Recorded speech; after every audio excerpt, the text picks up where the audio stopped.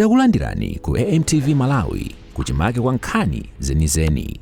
Ngati nkhani imeneyo kuno kulibe, dziwani kuti nkhani imeneyo ndi yabodza. Kunokota kumana ndi zovuta komano kuyerekeza ndi nthawi imene nabwera poyamba ndaona kuti pali improvement ibe akuyesetsa ndithu kuti achite control zinthu zimene zimachoka m'mapondimu kumapita m'midzi mwa anthu. Ndiye ndikuona kuti pamene popo ayesetsa ndithu, koma pali vuto obera likulu monga mwaonera kuyambira kumene tatsika galimoto kuyenda kufika kuno pali fungo loyipa kwambiri and you wonder kuti kodi anthu akunoko akukhala bwanji.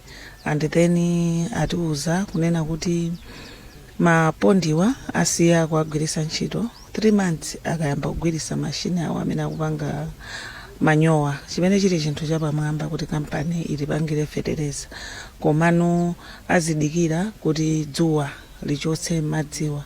Pamene dzuwa likuchotsa madziwa ndi pamene mukuona nyumba zija madenga black. There you wonder kuti ngati denga kapena khoma likukhala black, kodi anthu amene akupuma mpweya umene wawo akukhala bwanji. Ndiye zinthu zimenezo ndi zimene ndawunikira kuti how best are you going to control this, and aonetsetse kuti kuuma kwa mapondi awawa kuchitike mwasanga. Kwa manena kuti zatengera zaka ziwiri zitatu ayi anena kuti zichoke ndi 2 years kapena 3 years, which is a long time.